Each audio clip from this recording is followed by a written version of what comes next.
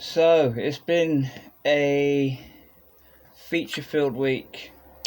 My dear friend the SnailDriver, say hello to him in the comments. If you think Malco Scott, that's kind of me and SnailDriver. Although I've only just met him. He's my first local friend here in the New Forest, and we met through another guitarist's live stream, the chat on the live stream or something like that. Anyway, we went to Absolute Music in Bournemouth the other day, and it was a lot of fun. Had a look at a lot of things and came away with some interesting conclusions. So first off, highlights of the day, things that I saw anyway. I'm not going to speak for the SnailDriver, that I was impressed with. Start with the most surprising. Number one, Court. Not a bad guitar on the shelf, not a fault, not even any like spiky fretting, nothing that you could shake a stick at. They actually had the, well, some of you know the connection between me and him, but like they had the Matthew Bellamy guitar there. Yeah, shout out to my Tinmouth buddies there. We know the truth, eh, lads? Anyway, so the really cheap, like 24 fret sort of, like my Yamaha there, but without the sort of, without the single coil in the middle. Similar sort of thing. I think 3-a-side headstock, but a very attractively shaped headstock. Not a million miles away from my LTDs. In fact, I'd be pretty sure they came out of the same factory. Same colour choice, the black and the sort of gunmetal blue. I would say just not as glossy. Yeah, that guitar for 200 quid. Great first guitar or first real guitar. Very good all rounder. Very good, like straight ahead, no nonsense. Like either of them, like heavy guitar, rock guitar, but that you could take to a blues gig and not look a total dick. You know, very good guitar for 200 quid, very good playing, very good sounding.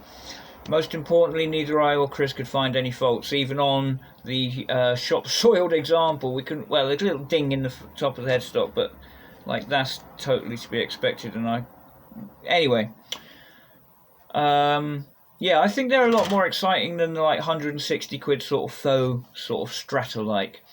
But best of all, 400 quid. Well, 399 quid, brand new Les Paul copy. And it is a good Les Paul copy, except it's got a better heel. Like the neck, where the neck is glued to the body, is so beautifully done. It's got EMGs active, but like they're not, you know, they're like, they look visually, you know, they're a pair of zebras that look visually like, you know, a sort of PAF Pro.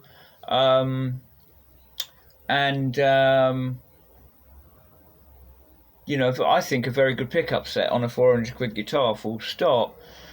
And this is what impressed me the most. It was a proper thickness Les Paul. It was a proper Les Paul thickness. And it had the maple top. And it was quite an ugly top. And that's a plus point. Believe it or not, that's a plus point. It wasn't that it was ugly, it was just very plain Jane. Good job, lads, good job. Do you know why? I would so much rather have that, you know, quite thick cap of pure maple instead of having like a tiny, skinny, thin veneer of false flame. False flame, it's just so showy, it does nothing. And you see it so often. And there was a vintage, like for 300 quid, next to it, a very beautiful grey burst. And that had one of those faux flames, you know. I've heard it called photo flame. I mean, I can imagine there's some jiggery fuckery. I mean, I know that like a long time ago, Fender started to, before the timber was harvested, they would feed the trees with dyes, different coloured dyes, depending on what they wanted to bring out in the grain. Very cool idea. But, yeah, that guitar, it was like a tobacco burst, very plain Jane top, brilliant guitar for 400 quid. So good, I might, but, you know, if I had a chunk of cash, if I had a windfall, like, and I went out on a shopping spree to somewhere like Absolute and decided, yeah, I'm going to spend a couple of grand. I might get one. 400 quid. Because my favourite guitar in the shop is an LTD Andromeda finish Eclipse, 24 fret Eclipse. Beautiful. But when it comes to flat out performance, you know, fingers, strings, lead, amp, me, that's 1,200 quid is, ooh. I mean, if it was a one guitar for life, yeah, but it would just be it'd just be another, it would be, yeah, I would use it for gigging.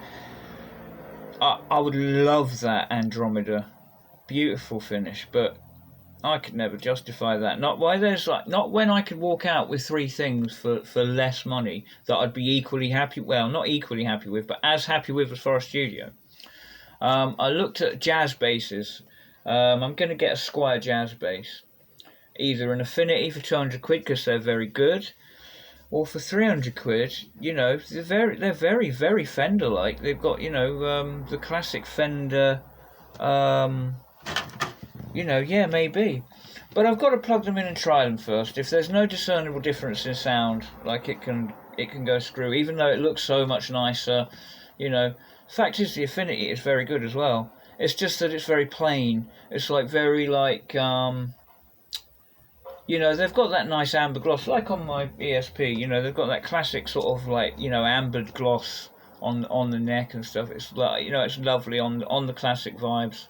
And I didn't think they were crazy. There was a lot of like Squier classic vibes that I liked. They were like less than 350 quid and played like 500 quid guitars. I was very impressed. Yeah, again, even if I had a couple of grand to do a spree, like, I can't see me buying a Fender. Can't see it. I reckon I would get a classic vibe, and it not just because of the money, just because of like, it's a part of an all choice, isn't it? You know, cost is definitely part of it, but performance is more part of it. You know, I have to say, the very few things. This is the truth.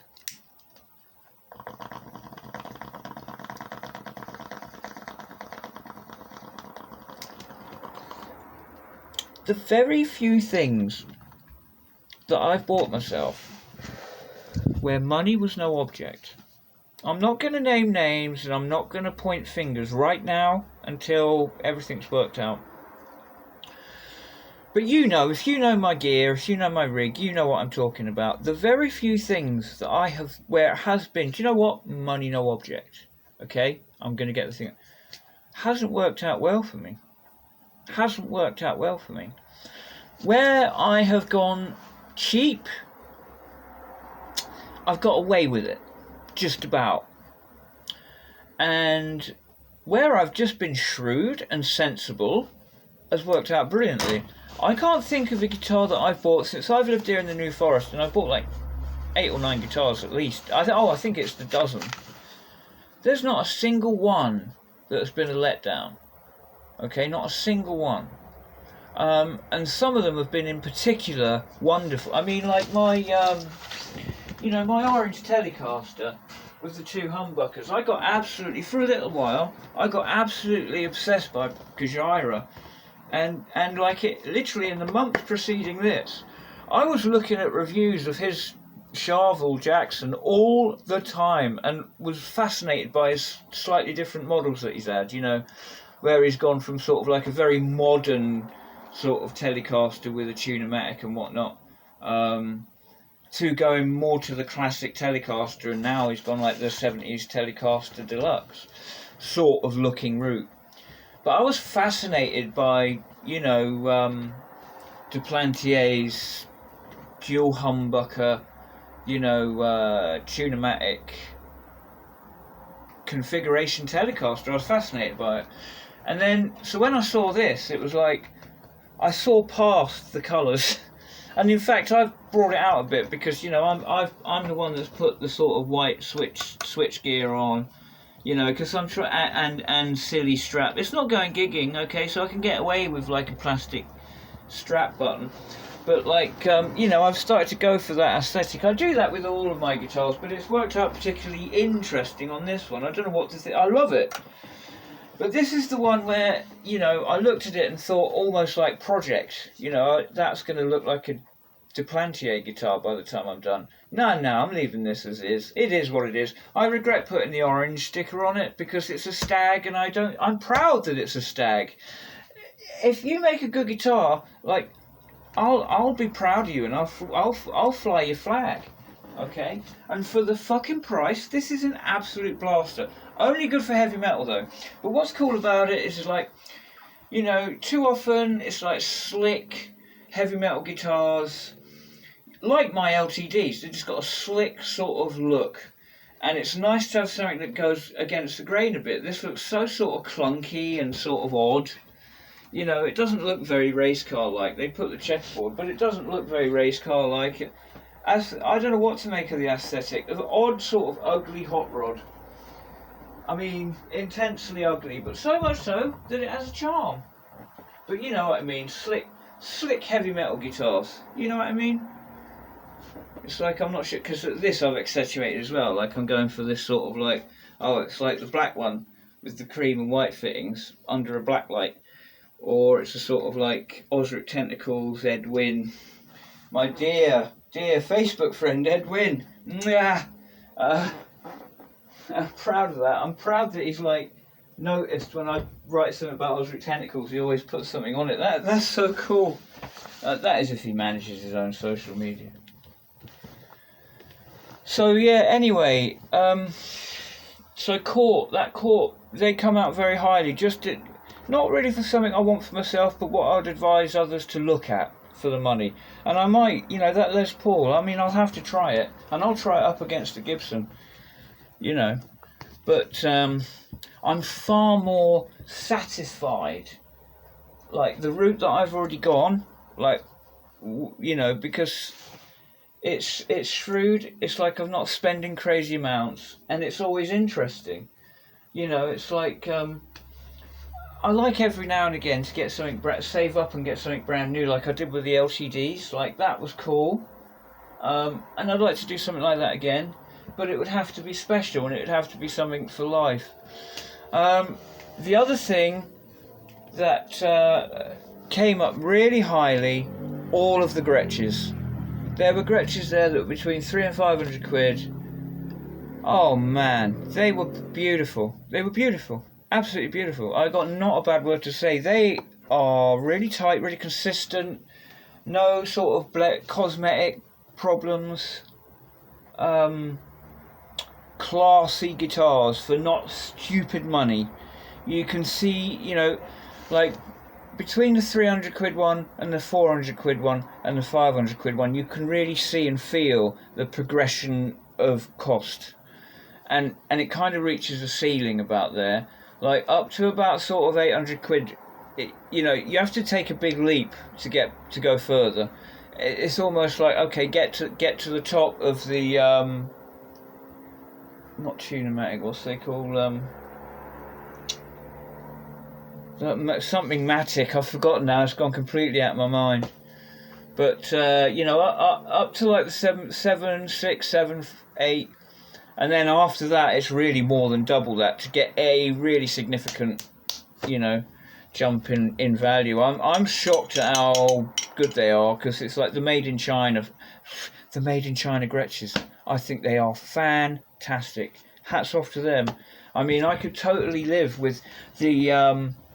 There was a beautiful gold top. You know, like the Malcolm Young. I pointed at it, it's like the Malcolm Young, and you could make that your own, and it. Oh, you know, it's got the Filtertrons. I mean, what a beautiful, beautiful guitar. Beautiful, beautiful. And a lovely gold as well. Not like a lot paler gold, like than a Gibson gold top, which is very yellowy. But yeah. Talking of Gibson, well, they were a big loser in the whole thing, I have to tell you. They did not, well, there was not, like SnailDriver will tell you, there was not a single one that didn't have a fault. And this is the one that got me the most, okay? This is the conversation I had with SnailDriver, that that I'm going to emphasise. There was a Les Paul there. I think it's called like a tribute or a heritage or something. I can't remember now, but it's like the 999 quid one. It's £1,000. Like very sort of satin finish, tobacco burst, very plain Jane. £1,000 guitar, right? £1,000 guitar. Now on the other side of the store, there's 3 LTD Eclipses. Like one of them's 1,000. The other one's the Andromeda one that I mentioned. And the other one is like a more like 22 fret, you know, the pickups are further apart, more sort of traditional, bit thicker, more traditional sort of Les Paul looking guitar. That's 1,200 quid. And then there's more like the normal Eclipse, 24 fret, you know, slightly thinner bodied, like lighter weight for gigging, Gary Holt style, £1,000. You look at that, and you look at the Gibson, and now I want you to think you're walking away with that guitar. You now own it. It's yours for life. The LTD, okay, that's as good as LTDs get. It is awesome. That feels and looks like a top-of-the-range guitar. It feels like you've spent £1,000 on a guitar. You feel like this is a fucking amazing thing. This is like proper craftsmanship. This is excellent world-leading design. This has got the best components that, you know, that you can get on it. And you buy the Gibson and you walk out, you've spent £1,000 and yet you're still a bum because you couldn't afford a standard or a custom, you know, or a normal Gibson Les Paul. You had to get the cheap ass Les Paul, and it fucking lets you know it. That thing was covered in flaws. The fucking neck and the fretboard were totally unrelated whips. I mean, Chris could not believe his eyes. And I have to say, I am remarkably quick at homing in on a problem with the guitar. But alright, yeah, and hang on, the fucking neck is thicker than the fucking fretboard. SnailDriver was almost furious. But that's the thing, even without that flaw, okay, which to be honest is kind of livable. If you like the guitar, you can get past that. I have to tell you, my old, like 1992, the last of the proper maple capped Les Paul Studios had a similar fucking issue in exactly the same part of the neck. So this is a Gibson inherent fucking some kind of chain of custody flaw, you know, like that. Somewhere that wood is moving about, somewhere they're not storing their timbers properly for that to move around like that after being built, if that's what's happened. Or they're just slapping a fucking fretboard. They've got a pile of fucking fretboards totally unrelated to the pile of necks, and they're just going slap, slap, slap. Ugh. I mean, it's just to fucking spend £1,000 and to be made to feel like you've gone cheap. That's what you get for Gibson, and it does rile me up, because it's like there's something there's a magnetism to the Gibson Les Paul. So many of our heroes have played it. We kind of want one because like to be part of that club, okay? And it's like, yeah, I'm long done with that. I am long done with that. I don't think that there's anything you could do, and I mean it would have to be the best sounding, best playing guitar for me to ever consider walking around with something with Gibson on the headstock. I'm talking about electrics, not acoustic, and I'm talking about Les Pauls specifically. So like juniors, no. Like, blah blah blah, no. 335s, no. Like we'll get to that another day. That's all more disappointments for me to look at down the road. I'm talking about Les Pauls. I've owned Les Pauls. I've played many Les Pauls, like of all ages, going to the classics, okay? And it's like, there's magnetism and magic in that world, but massive disappointment. You've got to be lucky. I honestly think most people that own a Les Paul, and I definitely know this about some, have persuaded themselves that they love it, because the truth is too fucking horrible and too disappointing and expensive, you know. And I'm glad I've been through it. Now, like, I love Les Pauls. This is the thing. You could only get this angry with something that you loved. Do you understand me? Do you understand where I'm coming from? But like, LTD for the money blew them out the pot. But this is the thing, and I say this 100% sincerely. So did Court. That 400 quid Court was better than that £1,000 Les Paul Tribute Heritage Classic, whatever it was. You know, it's the one that's got a satin finish. You know, and you know, same. It's a Les Paul. It's the proper, you know, it's the proper scale. Everything's the right size and shape. But you know, it's like very low key. I mean, I could like it based on its look and that. I like that understatedness. I actually like satin finishes. I love that open pore stuff that Gibson do and Martin have started doing on their cheap stuff that everybody hates. I love that shit. But yeah, you know, I have to say, I come home to this. And I'm a happy man. You know, this cost me 90 quid with the fucking gig bag. And you know what? Like, the pickups are awful. The electronics are cheap. You know, it's. I thought it was a Stag. It might be, but we're pretty sure it's an Axel. Like, we found pictures of exactly the same thing. Like, shape of the headstock. Like, you know, there's no logo on it. That's why I've made one. That is orange for distortion, so it's orange. So those that know the orange language will see that and go, oh yeah, distortion. But let's have a tune out of it. I've spoken enough.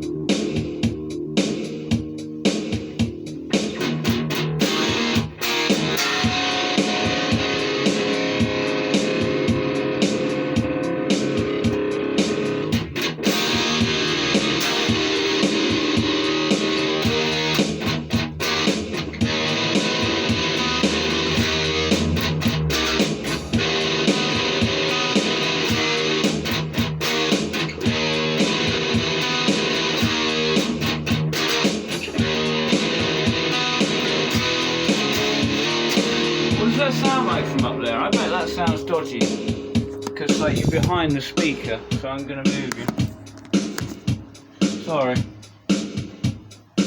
Sorry, but like yeah, you gotta put you like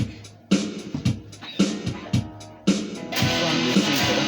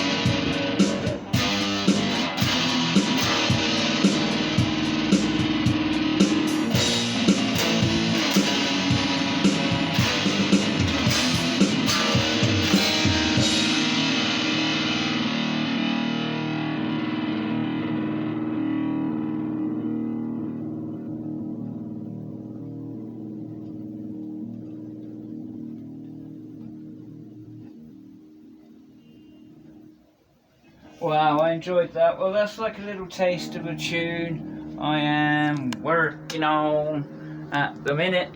I'm not sure I've got a name for it. Sorry, that's a palm mute, but a visual one.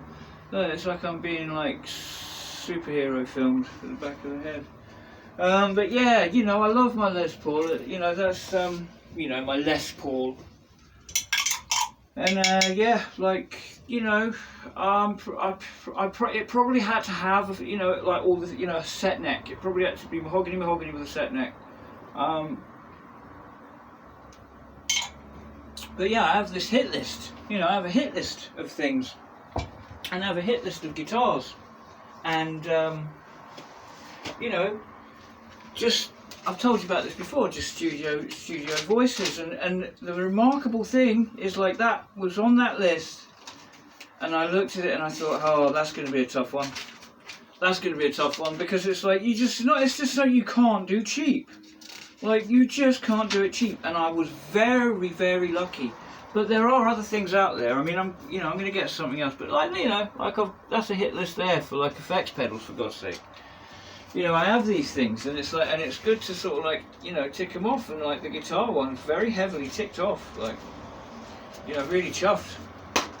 And you know, like, picked up a couple of things that weren't even on it, like the, you know, the Joe Duplantier guitar there, you know, that I showed you. But yeah, that was another sound out of the ever venerable and reliable, you know, Vox Stomp Lab 2G. Like, these things are like, you know, like, you can get them for like 50 quid second hand, but like, I think right now on Amazon they're 80 quid, and I do recommend getting one with the expression pedal.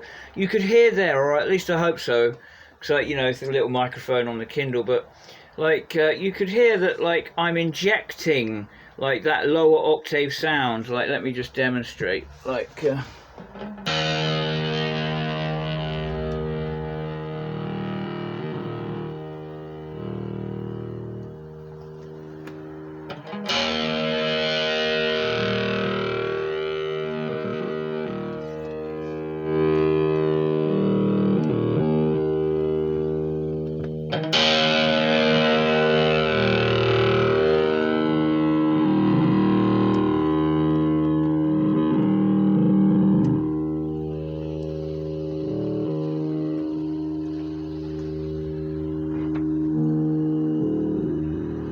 this has worked out to be a good little amp. I use it all the time. Like, it took a lot of the, I use this for Champ 110 as well. I'm going to do a review of that at some point. But yeah. That's just another demonstration of, like, you know, like, I'm writing a tune and I've put together a tone specifically for that tune. I might well change it, like, you know, it's the starting point. Actually, what it is a rough impression of, like, a Marshall Governor-esque sort of sound. You know, it's roughly in line with my Governor. It's not a million miles away. You know, obviously with that, you know, brown octave, that -12, you know, on the expression pedal. And that's exactly the sort of thing I love, you know, and this is exactly the sort of thing I love about this sort of equipment, is when you as a songwriter do something with it.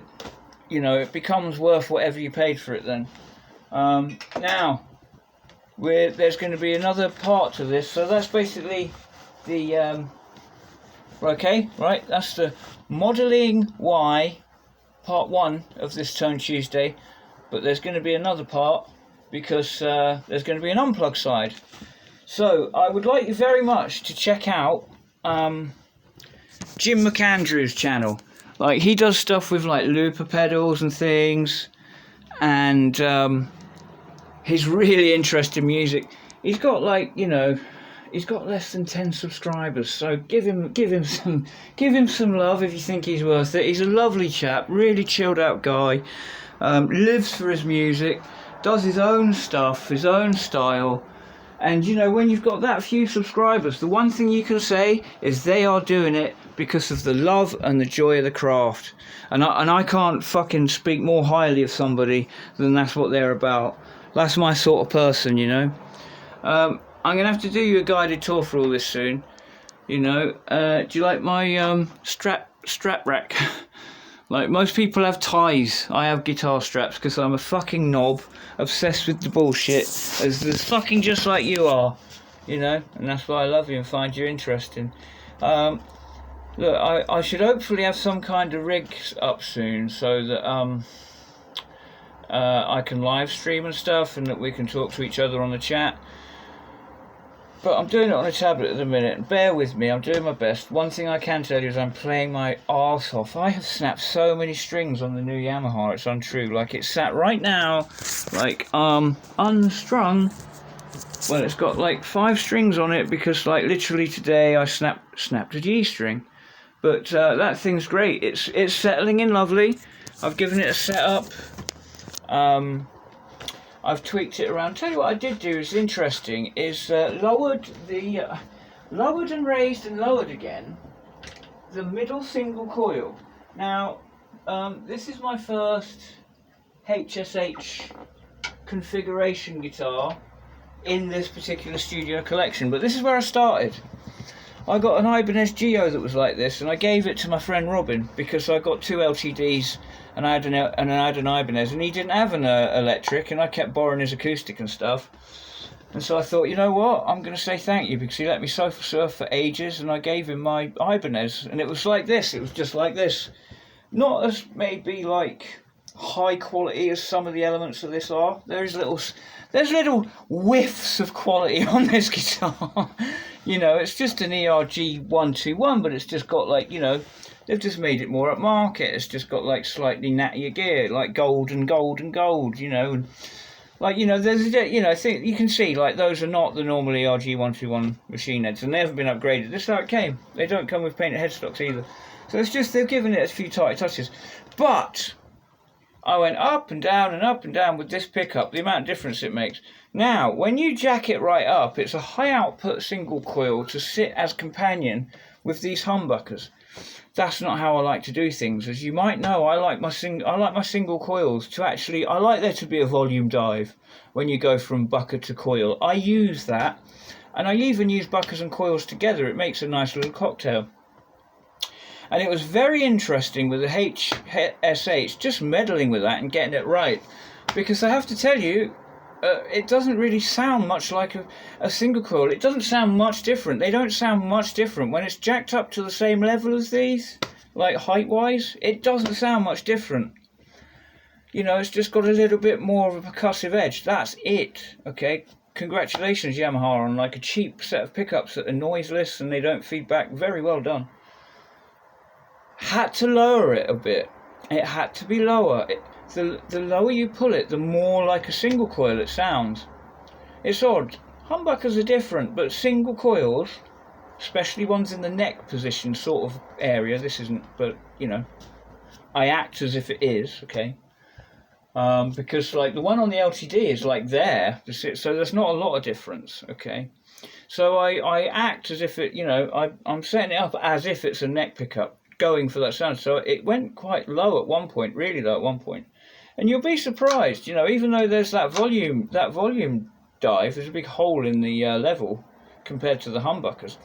That's not a bad thing. It's like you hit the click, you know, you hit the switch, go into single coil mode, the whole guitar drops down, instantly cleaner. So for clean sections, that's great.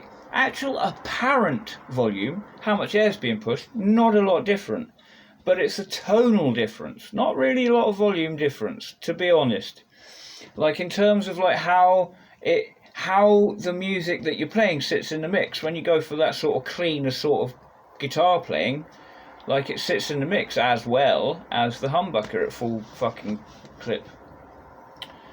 But that's for me personally, that's how I set up my single coils on a guitar that's got humbuckers. Like it gets lowered to bring out the single coilness, to make sure it's different.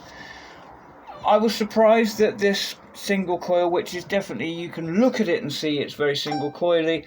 I was very surprised that it behaved in that similar way that the Hot Rails copy on the LTD does.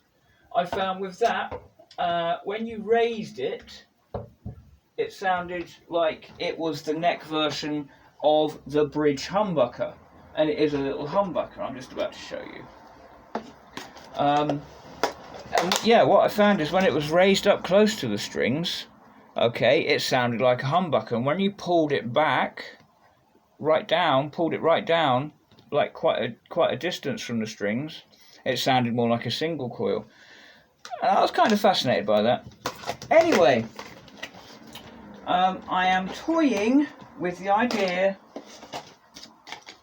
of this. I'm just going to show it you very quickly, and then we're going to call it a bit, and I'll be back later with something else, or very soon anyway. I'm toying with this idea.